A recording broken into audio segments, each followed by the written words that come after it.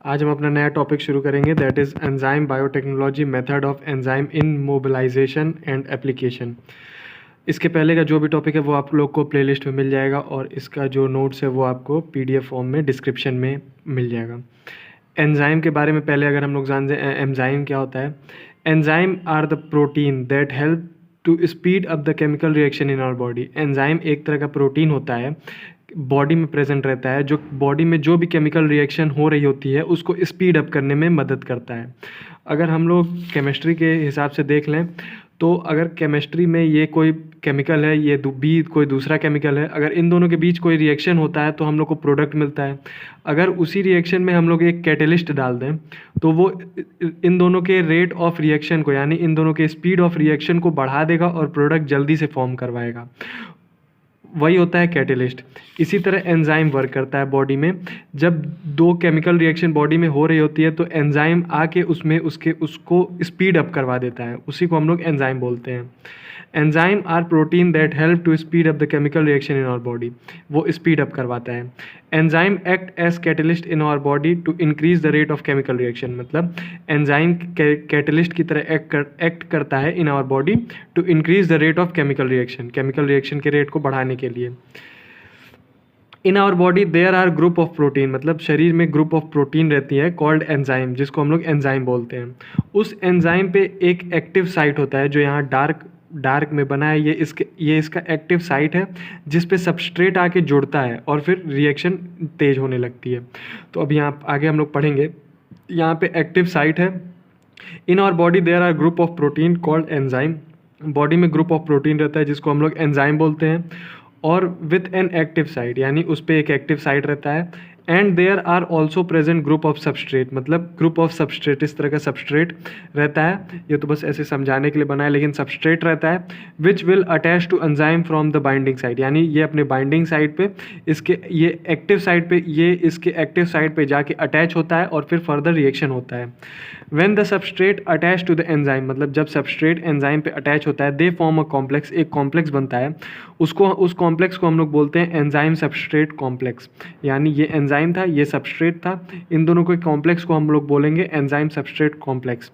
Now this complex will further form a complex, मतलब ये complex फिर से एक कॉम्प्लेक्स बनाएंगे ऑफ एंजाइम प्लस प्रोटीन, यानी एंजाइम और प्रोटीन का। यहाँ ये जो है, यहाँ पे ये प्रोटीन लग जाता है। Now this complex will further form a complex of enzyme plus protein, यानी ये अब फिर से एंजाइम और प्रोटीन का कॉम्प्लेक्स बनाएंगे। When the reaction is done, जब रिएक्शन हो जाता है, जो एंजाइम रहता है वो रिएक्शन को जब फास्टली कंप्लीट करवा देता है, तो जो प्रोडक्ट हम लोग को मिलता है वही एंजाइम और प्रोडक्ट का हम लोग को एक नया कॉम्प्लेक्स देखने को मिलता है। Now the product again separate from the active site, और फिर से ये प्रोडक्ट जो रहता है वो सेपरेट आउट हो जाता है, यानी बॉडी से फिर, मतलब ये एंजाइम और जो प्रोडक्ट पहले यहाँ जुड़ा रहता है वो फिर अलग अलग हो जाता है। उसी को हम लोग बोलते हैं, ये एंजाइम अलग हम लोग को प्राप्त हो जाता है और ये जो प्रोडक्ट हम लोग को बनाना रहता है वो अलग प्राप्त हो जाता है। अब वही हम यहाँ पे देख लें तो सबस्ट्रेट, और ये हो गया इसका, ये एंजाइम हो गया, ये इसका एक्टिव साइट हो गया, ये डार्क वाला, ये सबस्ट्रेट हो गया। सबस्ट्रेट आके इस पे जुड़ेगा तो हम लोग को एंजाइम और सबस्ट्रेट का कॉम्प्लेक्स देखने को मिलेगा। फिर chemical reaction in our body जब होगी एंजाइम की मदद से, तो ये एंजाइम और प्रोडक्ट हम लोग को मिलेगा। यहाँ प्रोडक्ट अभी इससे अटैच्ड है, फिर यहाँ प्रोडक्ट सेपरेट आउट हो जाता है, यानी ये एंजाइम मिल जाएगा, ये प्रोडक्ट हम लोग को मिल जाएगा। अब वही यहाँ है molecule upon which enzyme act, मतलब जिस मॉलिक्यूल पे एंजाइम जाके एक्ट करता है, यानी जिस मॉलिक्यूल पे एंजाइम जाके बाइंड होता है उसको हम लोग बोलते हैं substrate.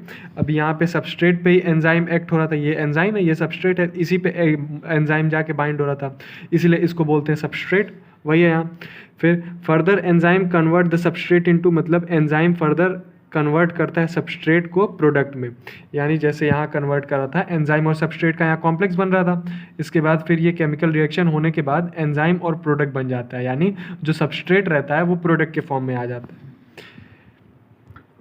Every reaction has its own different enzyme, मतलब सभी रिएक्शन जो होती है अपना अलग अलग एंजाइम होता है जो उसके केपेबल होता है उसके रेट ऑफ रिएक्शन को बढ़ाने के लिए। यानी कोई भी ऐसा एंजाइम नहीं होता है जो सारे केमिकल रिएक्शन को बढ़ा दे, सब केमिकल रिएक्शन अलग अलग एंजाइम से बढ़ती है।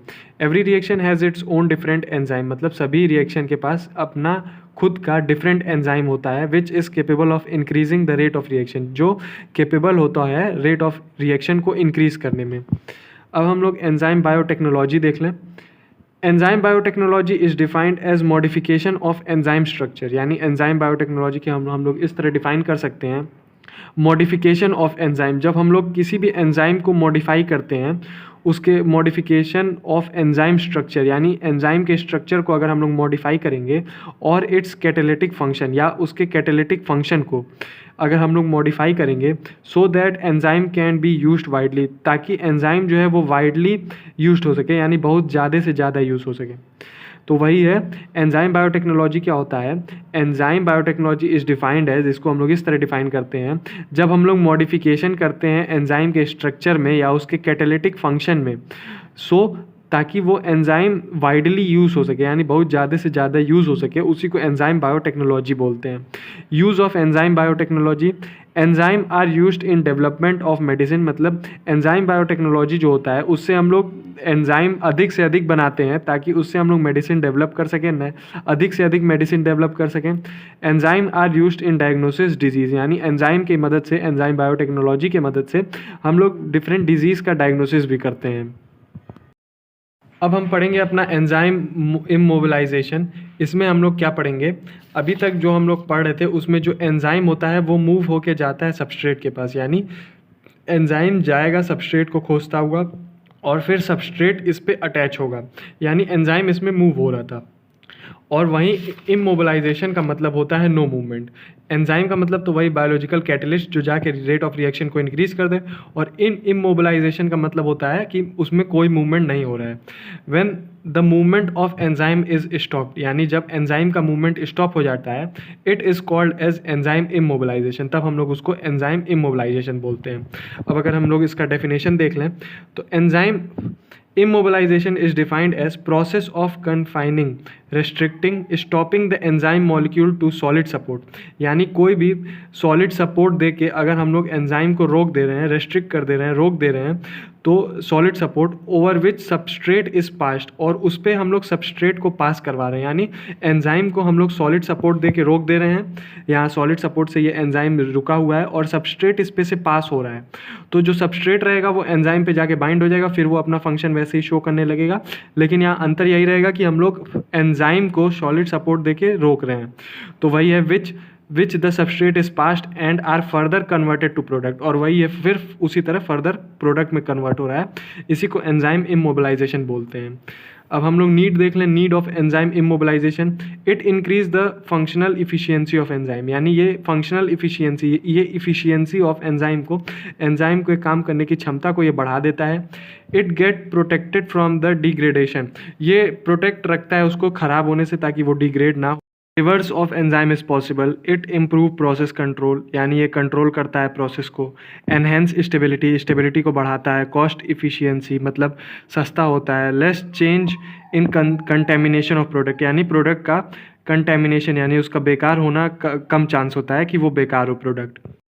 अगर हम लोग डिसएडवांटेजेस देख लें ऑफ एंजाइम इमोबिलाइजेशन का, तो there is a high cost for isolation, purification and recovery of active enzyme, मतलब एक्टिव एंजाइम को आइसोलेट करने में, उसको प्यूरिफाई करने में और रिकवरी करने में उसका जो कॉस्ट होता है वो हाई होता है।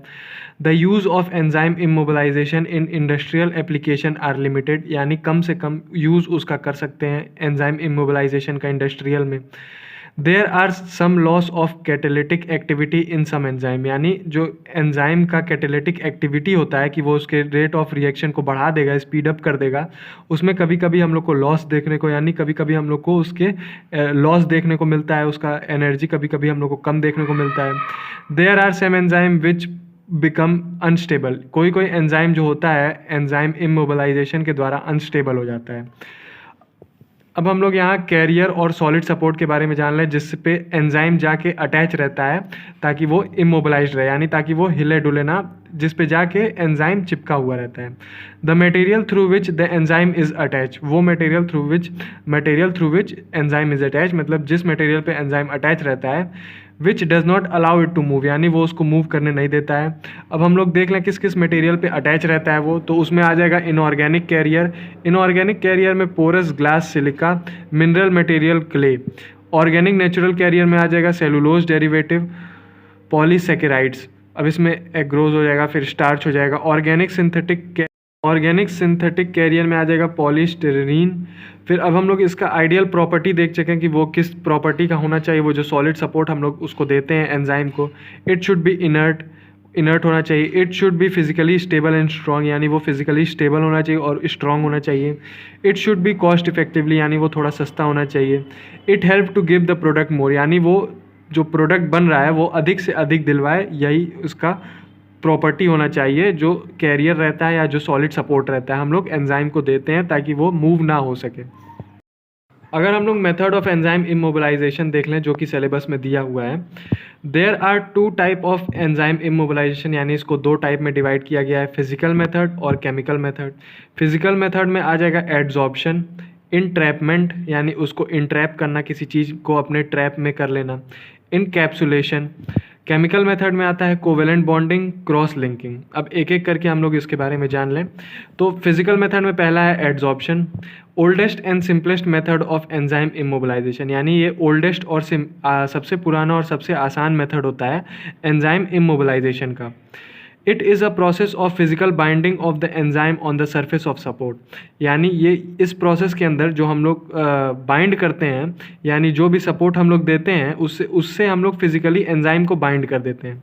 अगर यहाँ पे डायग्राम देखा जाए तो ये सरफेस है, जो सरफेस हम लोग प्रोवाइड कर रहे हैं, जो सॉलिड सपोर्ट हम लोग प्रोवाइड कर रहे हैं, उसी पे हम लोग फिजिकली अगर एंजाइम को बाइंड कर दें, अगर फिजिकली हम लोग एंजाइम को इसी सरफेस पे बाइंड कर दें तो यही एड्जॉर्प्शन का प्रोसेस हो जाएगा।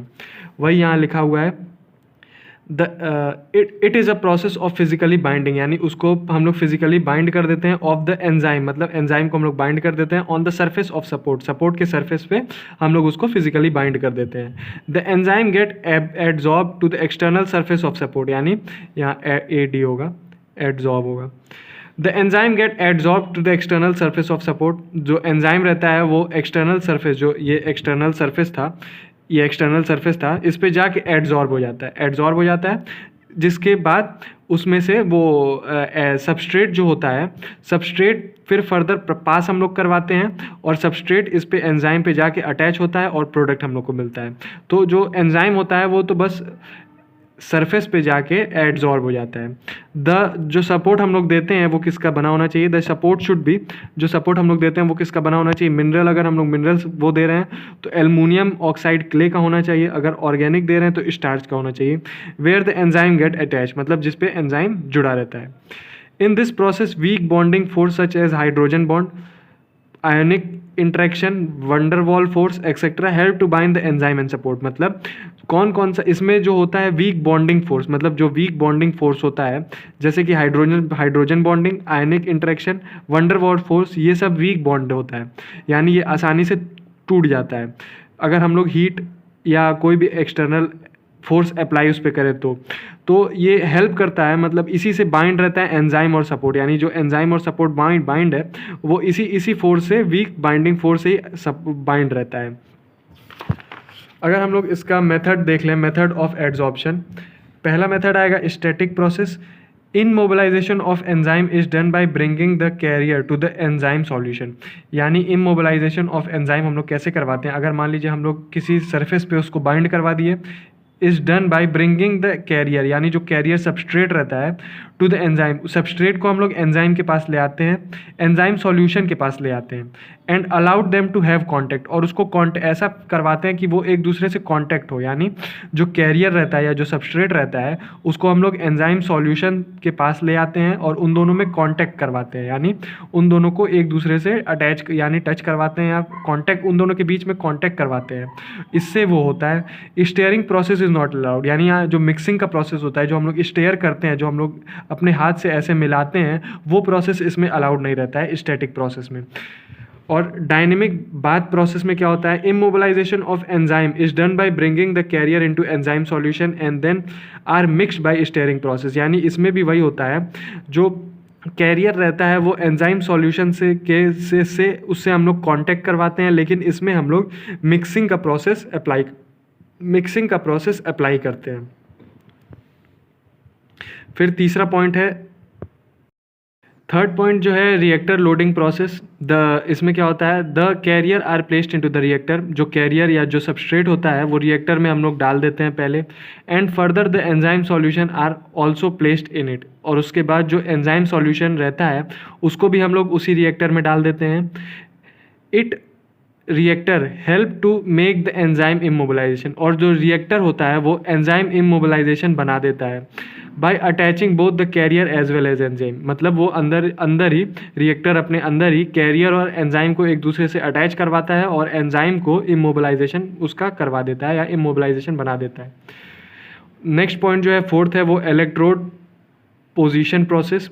The carrier are placed on the electrode, मतलब जो कैरियर या जो सबस्ट्रेट रहता है वो इलेक्ट्रोड पे रहता है, and the enzyme are placed in the bath, और जो एंजाइम रहता है वो बाथ में रहता है।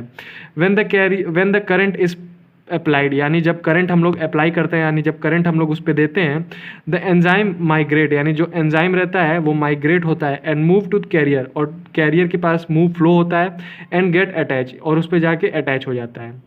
इसी को हम लोग बोलते हैं इलेक्ट्रोड पोजीशन प्रोसेस।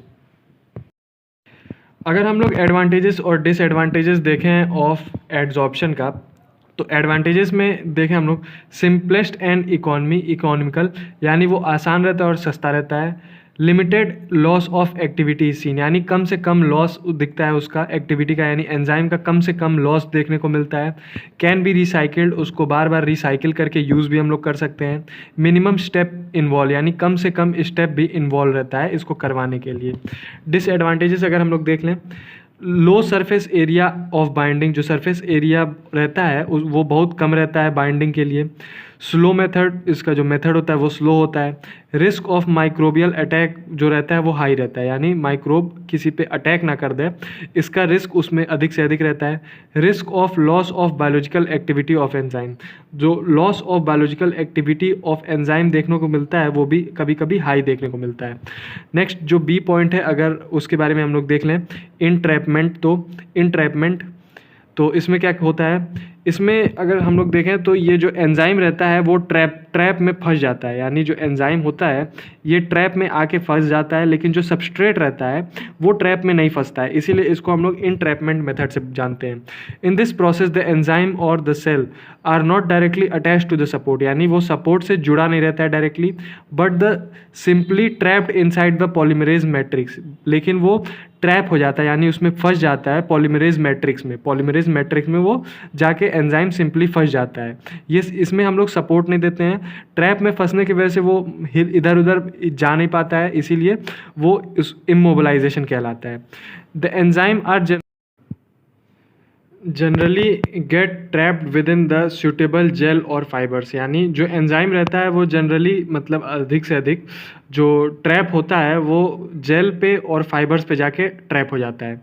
इसका दो टाइप भी होता है, जेल एंट्रैपमेंट और फाइबर एंट्रैपमेंट, वो हम लोग आगे पढ़ेंगे अभी।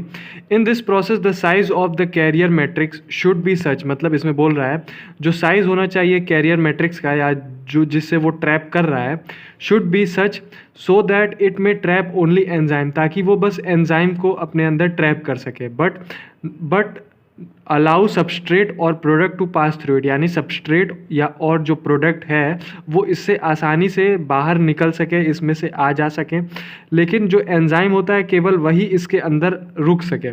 उसका साइज़ इस तरह का होना चाहिए ताकि जो एंजाइम होता है बस वही इसके अंदर रुक सके, यानी ट्रैप हो सके, और जो प्रोडक्ट या सबस्ट्रेट होता है वो इससे आ जा सके, आसानी से आर पार हो सके इससे। अब हम लोग इसका टाइप देख लें। It has two type, gel entrapment, enzyme are trap within the intestinal space of polymerised gel matrix और पॉलीसेकेराइड जेल, यानी ये जो मैट्रिक्स बना रहता है ये पॉलीसेकेराइड जेल से मिल के बना होता है। फंक्शन उसमें भी वही होता है, एंजाइम इसमें ट्रैप हो सके और जो सबस्ट्रेट और प्रोडक्ट है वो आसानी से बाहर आ जा सके, लेकिन ये मैट्रिक्स बना होता है मैट्रिक्स ऑफ पॉलीमराइज्ड जेल का, और ये जो फाइबर एंट्रैपमेंट होता है, enzyme are entrap within the synthetic fiber, यानी ये सिंथेटिक फाइबर का बना होता है जैसे कि सेलुलोज एसीटेट। अब हम लोग इसका एडवांटेजेस डिसएडवांटेजेस देख लें। एडवांटेजेस, फास्ट प्रोसेस, मतलब इसका प्रोसेस जो होता है फास्ट होता है, चीप और लो कॉस्ट का होता है, यानी कम पैसे का होता है, less chance of change in enzyme, यानी एंजाइम के बदलने का चांस जो होता है वो लेस होता है। डिसएडवांटेजेस देख लें, leakage of enzyme, leakage of enzyme बहुत ज़्यादा देखने को मिलता है। जैसे कि यहाँ पे एंजाइम अगर है, इसमें से एंजाइम है और यही लीक होके जो एंजाइम कभी कभी बाहर प्रोडक्ट और सबस्ट्रेट के साथ एंजाइम भी कभी कभी बाहर निकलने लगता है, उसी को बोलते हैं लीकेज। लीकेज देखने को मिलता है, leakage of enzyme. Chance of microbial contamination, यानी माइक्रोबियल कंटेमिनेशन, माइक्रोबियल उसको बेकार करने लगता है, इसका चांस बढ़ जाता है। जो आखिरी पॉइंट है फिजिकल फैक्टर में, वो है इनकैप्सुलेशन, यानी फिजिकल मेथड में कि किस तरह हम लोग फिजिकली बना सकते हैं, वो है इनकैप्सुलेशन। इनकैप्सुलेशन में क्या होता है, immobilization is done by enclosing, यानी इमोबिलाइजेशन हम लोग करवाते हैं enclosing the enzyme in a membrane capsule, यानी जो एंजाइम रहता है उसको हम लोग मेम्ब्रेन कैप्सूल में एनक्लोज कर देते हैं, यानी बंद कर देते हैं। जैसे यहाँ अगर हम लोग इसका डायग्राम देखा जाए तो ये सेमी परमिएबल मेम्ब्रेन है, इसी के अंदर हम लोग सारे एंजाइम को इंट्रोड्यूस करवा देते हैं और वो एंजाइम इसी के अंदर रह जाता है, और इसके ऊपर से हम लोग सबस्ट्रेट को अप्लाई करवाते हैं, सबस्ट्रेट को पोर करते हैं और वो जाके प्रोडक्ट फिर फर्दर उससे बनाता है। The capsule will be made up of semi-permeable membrane like nitrocellulose या नाइलॉन। जो सेमी परमिएबल मेम्ब्रेन बना होता है वो मेम्ब्रेन से बना रहता है लाइक नाइट्रोसेलुलोज या नाइलॉन। द मेम्ब्रेन में बी लिपोइडल, जो मेम्ब्रेन रहता है वो लिपोइडल नेचर का होता है। Non ionic polymeric in nature, यानी इस सब नेचर का हो सकता है, लिपोइडल नॉन आयनिक पॉलीमेरिक नेचर का हो सकता है। अगर हम लोग इसका एडवांटेजेस और डिसएडवांटेजेस देख लें, advantages, it is cheap and simple method, ये सस्ता और आसान मेथड होता है। Large quantity of enzyme can be immobilized by this method, यानी अगर हम लोग इसमें हम लोग बहुत से एंजाइम को इमोबिलाइज कर सकते हैं, यानी सारे एंजाइम को जो एंजाइम को हम लोग को इमोबिलाइज करवाना है उसको हम लोग अगर सेमी परमिएबल मेम्ब्रेन में डाल दें तो वो इसी के अंदर रहेगा। यानी अगर हम लोग उसको लार्ज क्वांटिटी ऑफ एंजाइम रहता है, मतलब अधिक से अधिक एंजाइम हम लोग इमोबिलाइज करवा देते हैं इस मेथड से। और डिसएडवांटेजेस, अगर इसका हम लोग डिसएडवांटेजेस देखें तो only the limited enzyme can work through it, मतलब कुछ ही एंजाइम ऐसा होता है जो इस प्रोसेस से वर्क करता है। Only small substrate molecule are able to cross the membrane, यानी जो सबस्ट्रेट मॉलिक्यूल होता है जो जाके सबस्ट्रेट एंजाइम पे एक्ट करता है और फिर फर्दर वो सबस्ट्रेट प्रोडक्ट बनाता है, तो जो सबसे छोटा, मतलब छोटे से छोटा सबस्ट्रेट ही कैपेबल होता है उस सेमी परमिएबल मेम्ब्रेन को क्रॉस करने के लिए। यानी ये इसका डिसएडवांटेजेस हो गया, क्योंकि अगर बड़ा सबस्ट्रेट मॉलिक्यूल हुआ तो वो उससे क्रॉस नहीं होता है और वो फर्दर अपना फंक्शन नहीं शो कर पाता है, यानी फर्दर अपना प्रोडक्ट नहीं बना पाता है। सेकेंड पॉइंट था ऑफ एंजाइम इमोबिलाइजेशन, वो है केमिकल मेथड। केमिकल मेथड में पहला पॉइंट है कोवेलेंट बॉन्डिंग। कोवेलेंट बॉन्डिंग में होता है the enzyme molecule bind to the carrier with the help of covalent bond, यानी अगर यहाँ देखा जाए तो ये इसका स्ट्रक्चर, तो ये जो कैरियर और सपोर्ट रहता है और ये एंजाइम रहता है, तो इन दोनों के बीच में कोवेलेंट बॉन्ड रहता है, यानी स्ट्रॉन्ग बॉन्ड रहता है। इसी के मदद से, स्ट्रॉन्ग बॉन्ड की मदद से ये एंजाइम इस सपोर्ट से जुड़ा होता है। तो वही आप बोल रहे थे, enzyme molecule are bind to the carrier with the help of covalent bond, यानी एंजाइम मॉलिक्यूल जो बाइंड रहता है कैरियर से, वो बाइंड रहता है with the help of covalent bond, covalent bond के मदद से बाइंड रहता है।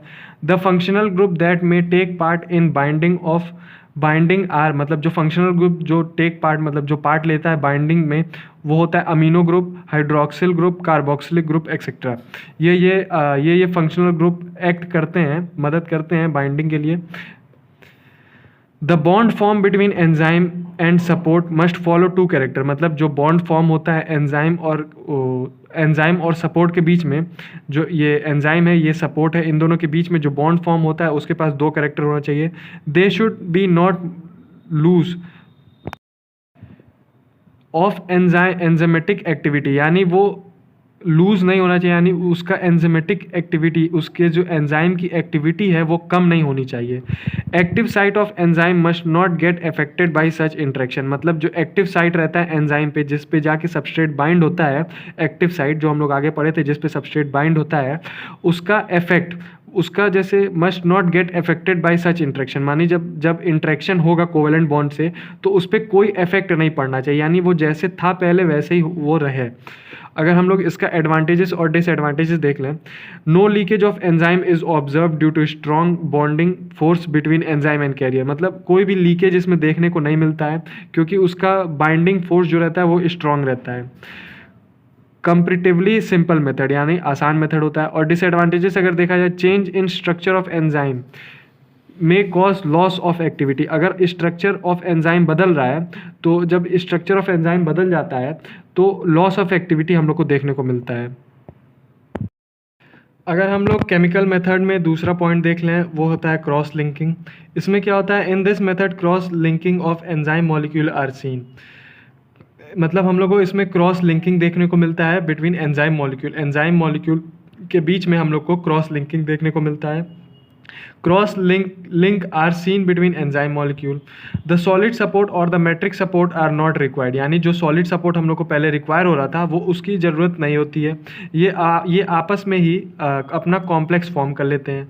It uses polyfunctional reagent such as glutaraldehyde etcetera which react with enzyme molecule and form the cross linking between the enzyme.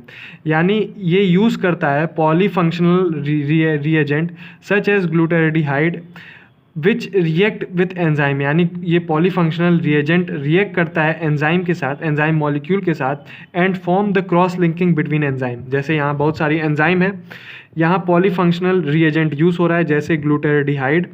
अब ये आपस में ही कॉम्प्लेक्स फॉर्म कर लेती हैं। इसमें हम लोग को इसीलिए सॉलिड सपोर्ट का ज़रूरत देखने को नहीं मिलता है।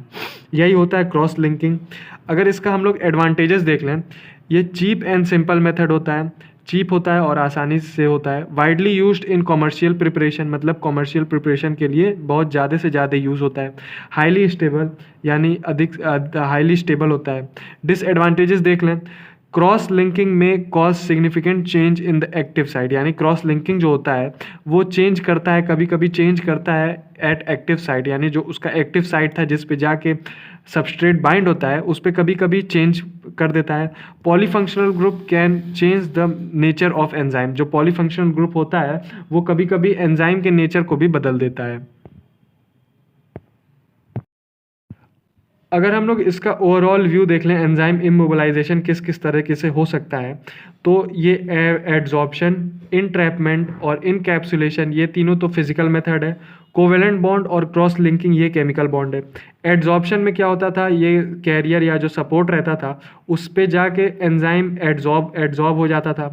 इनट्रैपमेंट में क्या होता था, जेल या फाइबर्स का ये बना रहता था और इस पे जाके एंजाइम इनट्रैप हो जाता था। इनकैप्सुलेशन में ये सेमी परमिएबल मेम्ब्रेन रहता था, इसमें जाके एंजाइम इंट्रैप हो जाता था और जो सबस्ट्रेट रहता था वो पास होता था। कोवेलेंट बॉन्ड जो होता है उसमें ये सपोर्ट रहता है, ये एंजाइम रहता है, ये कोवेलेंटली जुड़ा रहता है एक दूसरे से। क्रॉस लिंकिंग में पॉलीफंक्शनल ग्रुप की मदद से ये इससे एक दूसरे से क्रॉस लिंक बना लेता है। अगर हम लोग इसका एप्लीकेशन देख लें, एप्लीकेशन ऑफ एंजाइम इमोबिलाइजेशन, तो इसमें पहला पॉइंट आएगा, it is used in production of antibiotics, मतलब एंटीबायोटिक्स बनाने में मदद देता है। Production of steroid, production of amino acid, यानी स्टेरॉयड अमीनो एसिड बनाने में यूज़ देता है। Widely used in diagnosis and treatment of many disease, मतलब डायग्नोसिस और ट्रीटमेंट करने में बहुत से डिजीज़ को काम देता है। Most commonly used in fast diagnostic kit like ELISA, यानी फास्ट डायग्नोस्टिक किट में यूज़ देता है। Used in treatment of pathogenic disease, यानी जो पैथोजेनिक डिजीज़ होता है उसके ट्रीटमेंट में मदद देता है। Used in production of vitamin B12, pro insulin etcetera, यानी प्रोडक्शन ऑफ विटामिन B12 और प्रो इंसुलिन में भी ये यूज्ड रहता है। यानी ये इसका यूज़ था, एप्लीकेशन था या यूज़ था ऑफ एंजाइम इमोबिलाइजेशन का।